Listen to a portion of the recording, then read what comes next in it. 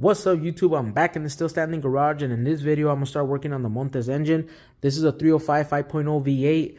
I did have it rebuilt back in 2004 and I never really drove it. I pretty much parked it. I did turn it on here and there in the last 20 years. It probably doesn't even have 50 miles to it. First thing I am gonna do is I'm gonna rebuild the carburetor. This carburetor here is a 600 CFM Performer carburetor from Edelbrock. So right now I've been having issues starting it, and also when it gets started, or when it does start, it doesn't accelerate. Once I start trying to drive it, it just backfires and it turns off.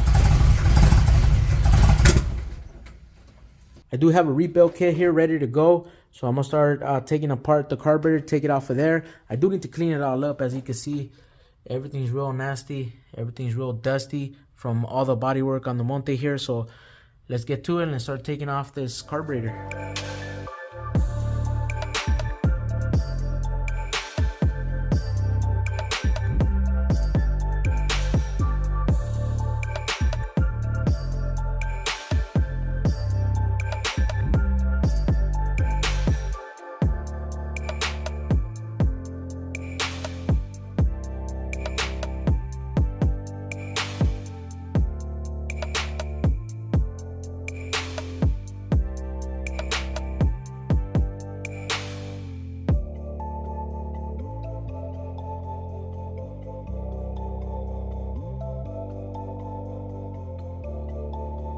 And just like that, it's rebuilt, ready to go, ready to be installed. If you want to check out how I rebuild one of these carburetors, check out the carburetor rebuild video that I did on the Regal. I'll link up the video in the description, and I'll also try to put the card up to the right so you guys can check that out. I go through every single step of taking one apart, putting it together, and then tuning it up right when it's back on the car. So check that out if you guys are interested in learning how to rebuild one of these. Now this carburetor, from sitting so long, it was so gunked up in there. It looked really nasty.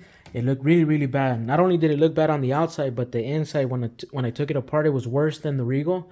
There was a lot of buildup in there. It was real nasty. A lot of the ports were clogged. So I'm really hoping that once I put it back on, it should run really good. It should sound even different. Before I install it, I do want to clean up this whole area. As you can see how dirty, how busted everything is. It looks real nasty. So I do want to vacuum this out, and then with a wire brush, not a wire brush, sorry, a regular brush, I'm gonna hit it and get all that dirt loose, so that way I can vacuum it out of here, and then hopefully we can shine it up a bit. I also got a brand new valve cover breather, and I also got a brand new PCV valve. So let's put these on.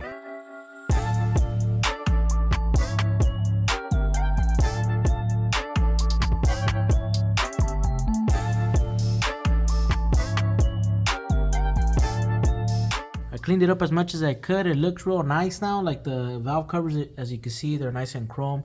They're cleaned up. I did end up cleaning them up with some of that Mothers. It actually cleaned up really good. I am planning on removing these valve covers later on and possibly polishing them myself or sending them out to get them polished, because if you get up close, you can see some of those spots right there. So it does need to be cleaned up a lot better. Now the manifold over here, there's a lot of stubborn areas there. I cleaned it up as much as I could. I vacuumed it all out, and I also hit it with that brush, with multiple brushes. But it needs to be cleaned up, and I'm thinking that I am going to hit the whole engine with the greaser and then rinse it once it's outside, once it's running. But for now, I'm just going to leave it like that, get it up and running. There's a lot of things I need to replace in here that I want to replace. They're probably good, but I still rather replace them. There's a lot of the wiring that I want to go over too. One thing that I did was I removed the PCV valve from this side, took it out, and those are pretty simple to remove. You just twist and pull them out, and they come out pretty easy. They should come out pretty easy. So I ended up replacing this side with the valve cover breather on this side, and then the PCV valve, I put it over there on that side, which for me it's a lot better because it makes it look nicer, obviously, right? Instead of having a hose coming from over here from the front, it makes it look real nice, at least in my opinion. The valve cover that it had, the valve cover cleaner that it had, it was very nasty. It was very busted. It took me a bit to take it out, a little bit of massaging here and there to try to get it out, but I finally got it out. But as you can see, it looked really busted, like real bad. So it did need a replacement. I probably need to check out the Regals because I never replaced that one. I need to replace it now that I'm looking at it. So we're good to go. I am going to replace the fuel filter right there. That one's all bad. So once I put the carburetor in here, I am going to put the new filter there. Also on this bracket, I do want to replace it. I cleaned it up as much as I could, but I really don't like this bracket. Also the booster vacuum over here, hose or line. I don't like it either, so I am replacing it later on. But I have these like on a list to make sure I replace them later on, because little by little, right? I'm not gonna change it all in one shot, but for right now, let's put this carburetor back on and see what it looks like and see what it sounds like.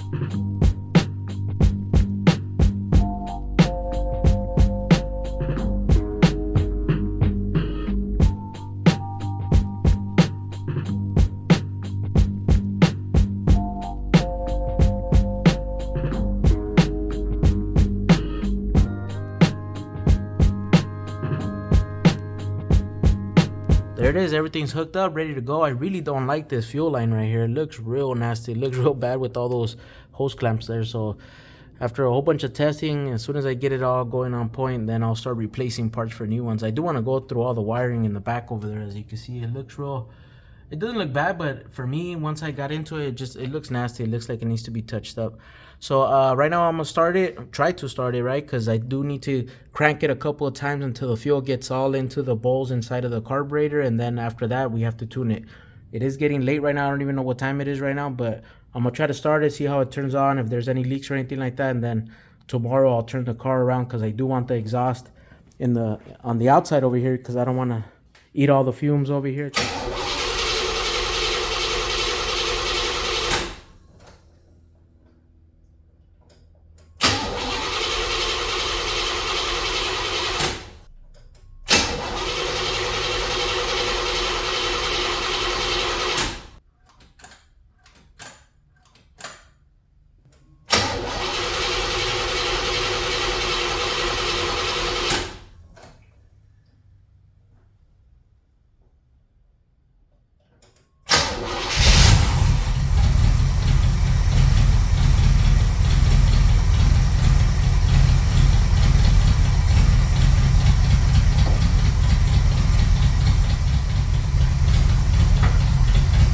Alright YouTube, it's the next day.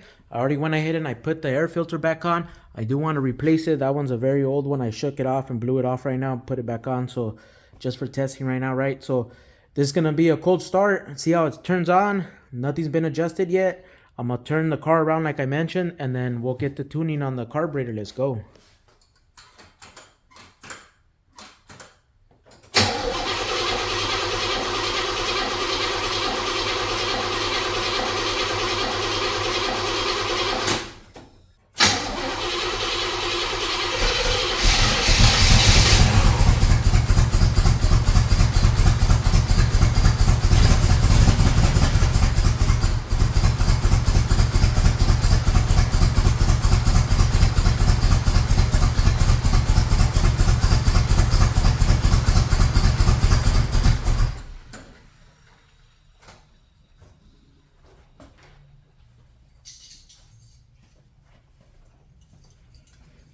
Technical difficulties on the cold start, so let me see what I could do and get it going, and then we'll get back on.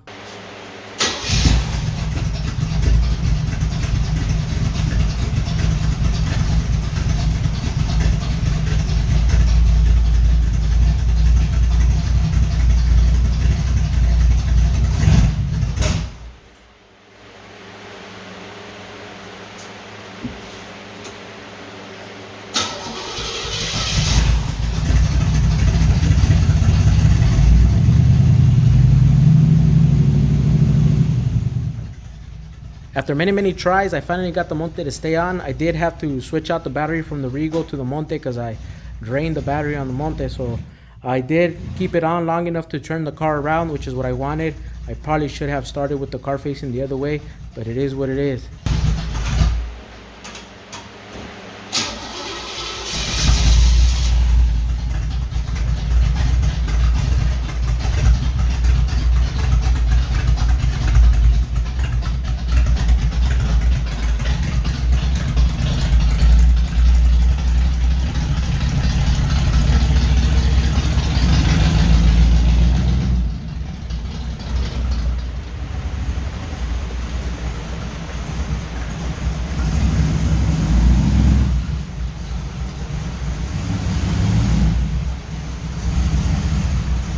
Now that I had the exhaust facing out, I was able to tune the carburetor and I was able to set the timing. I did put the timing at 8 degrees before top dead center to start off with. That's where it's at right now.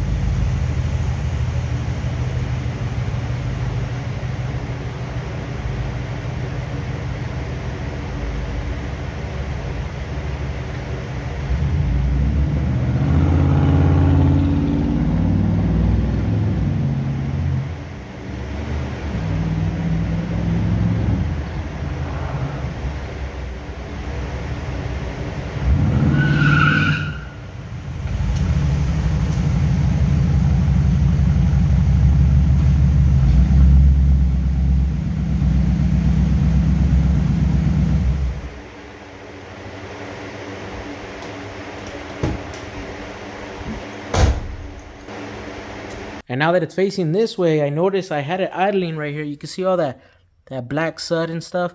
That right there tells me that the car is running rich. And it does like fume up the whole garage here and it gets your eyes watery. I mean, I love that smell, but it's not right. That means that the car is running rich. So I do have to make sure I tune it some more. I'm probably going to advance the timing. So I'll get into that a little bit later because I do want to move the timing. Right now, I put the timing at 8 degrees before top dead center, so I might go up to 10 or 12 just to see how it reacts and see how it takes off and also how it sits here. And like I said, the fuel pump is probably giving too much gas into the bowls that it overflows and then it still keeps the car on. Because once you put the idle mixing screws all the way in, the car's supposed to act like it's going to turn off because you're depriving it of fuel. But when I put both of them in all the way, car stays on, no problem. And that, like I said, that tells me that there's too much fuel in there still. That means that the pump is good because I thought the pump was bad. It wasn't going to work out after 20 years. But it looks like it's good because it's feeding a lot of gas through there. So I do want to fix that. I do want to tune that up. But I did do a little bit of a burnout getting into the driveway, which turned out really good. I was surprised that it reacted that way, which is not a complaint, right? But I do want to fix that. This right here, it's on both sides. You can see it over here too, even more on this side. You can see that right there. You see that? So that's one of the things that I got to work on. I do want to lean it out just a little bit because these carbs here, if you lean them out too much, it's going to be a problem.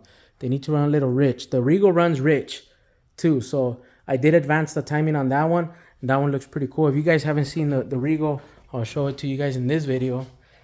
For those of you that have been following me for a while, you guys know what I've done to this one. But this one, pretty much same carburetor, except this one's a 500. The Montes is a 600. All right, YouTube, it's the next day. I'm going to try to do another cold start. Hopefully this one's a lot better than the last one. I still need to adjust the choke, so we'll see how it turns on right now, how it warms up. I also want to fix the timing or adjust the timing some more, advance it, and see how the carburetor reacts to that, how the whole car reacts to it.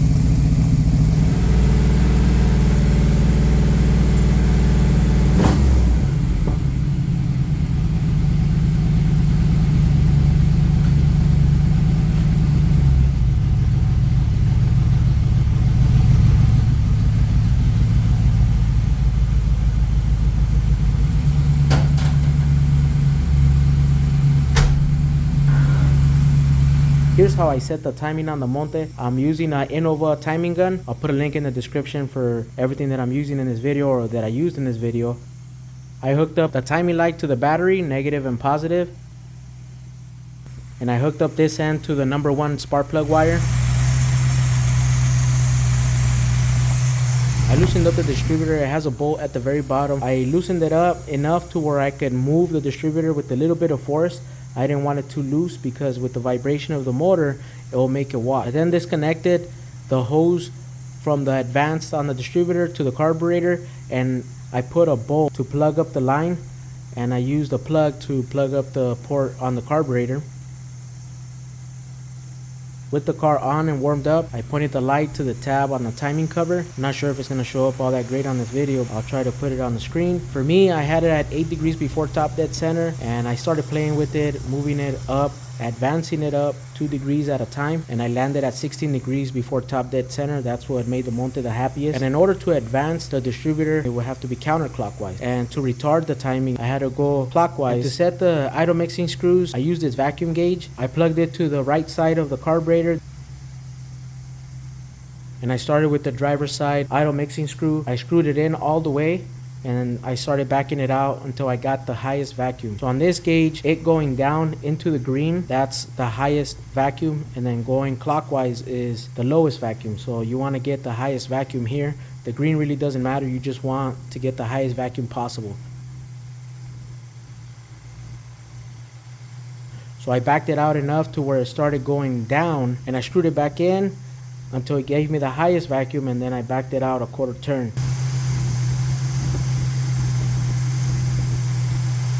I did the same thing to the passenger side, set that up, and it's ready to go. Now with the timing advanced to 16 degrees before top dead center, the idle mixing screws are actually making a difference.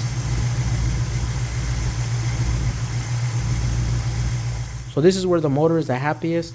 So I'm gonna keep it this way for a bit until I start test driving it and trying to see what needs to be changed out right and fine tuning it.